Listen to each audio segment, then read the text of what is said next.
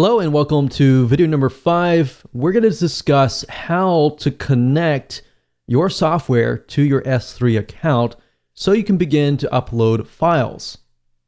Okay, so the step number 1 consists of you opening up your Cloudberry S3 or S3 browser or even the CyberDuck if you're using a Mac computer. Most of them are very similar.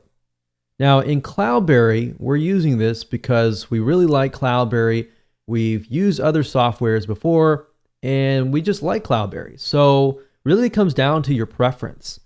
Now they're all the same. Now with Cloudberry, what you can do is on the left-hand side, you're going to see source. So under source, it says my computer. So we click this drop-down menu and we click on new storage account.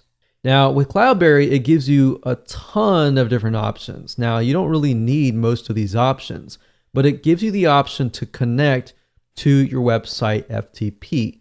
And what you can do is you can actually transfer files from your FTP or your website to Amazon S3. So that's a nice thing. If you want to transfer files from here to here or from your computer to Amazon S3, you have the option to do that. So what we need to do is we need to create an Amazon S3 storage account.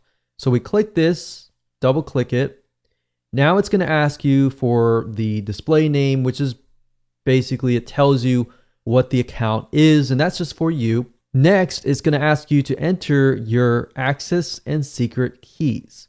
And these are two items that you can only get from your Amazon account. Now, the same with S3 Fox, or S3 browser, or CyberDuck. They're all going to ask you for the access key and secret key.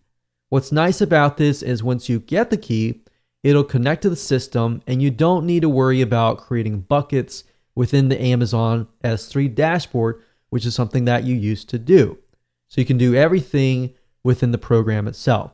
So now what I want to do is step 2 is to show you where to get these access and secret keys. Now, assuming that you have created the Amazon AWS account, what you need to do next is after you have added your credit card is up at the top, click on your account name and click on My Security Credentials. So at this point, it's going to forward you to this particular page.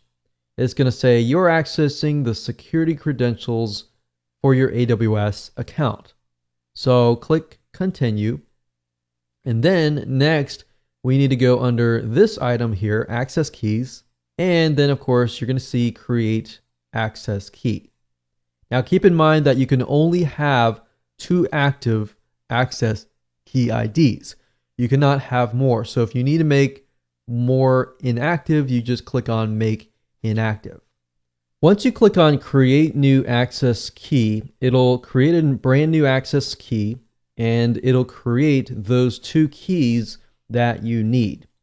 So once you have those 2 keys, all you have to do is enter the access key in here, secret key in here, and that's it. And then you're good to go. Once you're done with that, you click on OK, and then you will have an account created within here. So now all you need to do is simply select that particular account, and that's all you have to do right now.